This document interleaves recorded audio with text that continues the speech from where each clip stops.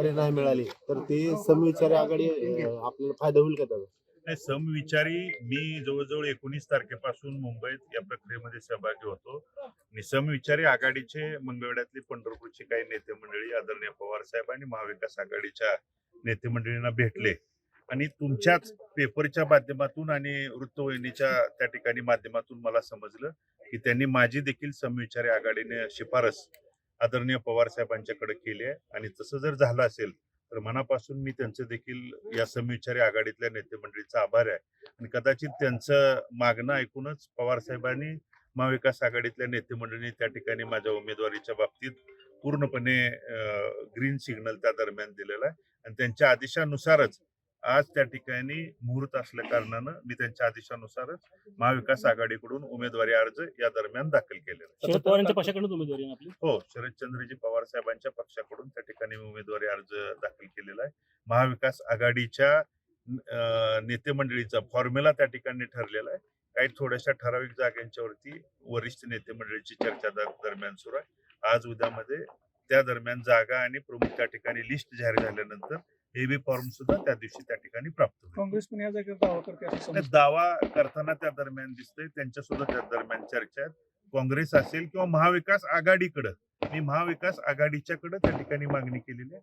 वरिष्ठ नेते मंडळी जो त्या ठिकाणी आदेश मला देतील, जो निर्णय देतील तो मान्य करून मी लढणार आहे त्या ठिकाणी कार्यकर्ता आहे. तिकीट न मिळण्यास अपक्ष उभा आहे. नाही, न मिळल्यास हा विषय त्या ठिकाणी येणार नाही.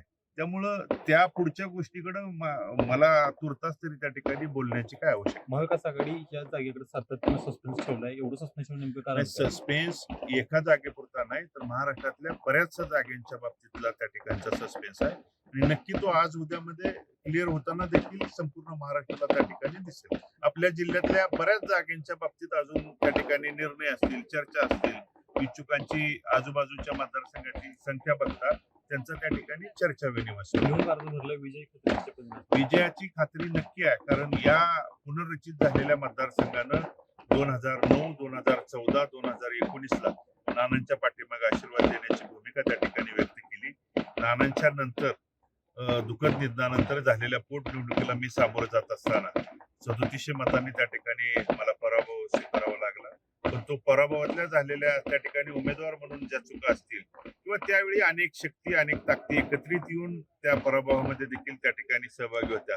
पण त्या सध्याच्या विद्यमान आमदारांच्या कार्यक्रमाच्या पद्धतीमुळं त्यांनी देखील पश्चातापाची आणि विरोधाची भावना आज उघडरित्या बोलून दाखवलेली आहे. त्यामुळे ती त्यांची चूक त्या ठिकाणी दुरुस्त करतील. उमेदवार म्हणून देखील माझ्या काही चुका झाल्या असतील तर ते पोटात घ्या, हे मायबाप जनतेच्या पुढे जाऊन विनंती करून त्यांनी ठाम विश्वास आशीर्वाद देण्याची भूमिका सांगितल्यानंतरच मी आज या ठिकाणी उमेदवारी अर्ज दाखल करतो आणि त्यांचा आशीर्वाद पाठबळ माझ्या पाठीमागे होता आणि भविष्य काळात देखील राहील आणि त्यांच्या शेतकऱ्यांच्या, सर्वसामान्यांच्या, माता भगिनींच्या, पंढरपूर मधले मग छोटे मोठे व्यापारी असतील, गाळाधारक असतील, सर्वसामान्य नागरिक ज्यांच्यावरती अन्याय अत्याचार झाल्यानंतर लोकप्रतिनिधींनी कवच कुंडल म्हणून भांडायला पाहिजे, रस्त्यावरती उतरायला पाहिजे, ती भूमिका पार पाडण्यासाठी मला नक्कीच आशीर्वाद देतील हा माझ्या मनामध्ये ठाम विश्वास. दादा, एक शेवटचा प्रश्न. परिचारक अपक्ष उभारतील किंवा नाही उभारणार अशी स्थिती आहे. अशा परिस्थितीमध्ये त्यांना काय आव्हान करताय का त्यांची चर्चा करताय? मी या अगोदरच सांगितलंय की समविचारी आघाडीच्या नेते मंडळींनी मला आपल्या पेपरच्या आणि वृत्तवाहिनीच्या माध्यमातूनच मला ऐकायला मिळालं आणि त्यांनी सुद्धा उघडरित्या सांगितलं की माझीही शिफारस त्यांनी त्या ठिकाणी केलेली आहे. मी त्याबाबत त्यांचा आभार मी व्यक्त त्या ठिकाणी केलेला आहे आणि नक्कीच जर मला उमेदवारी मिळाली तर समविचारी आघाडी देखील चुकीचा माणूस बाजूला सारण्यासाठी मनातले मनभेद त्या ठिकाणी असतील ते दूर सारून एकत्रित येतील हा मनामध्ये माझा ठाम विश्वास आहे.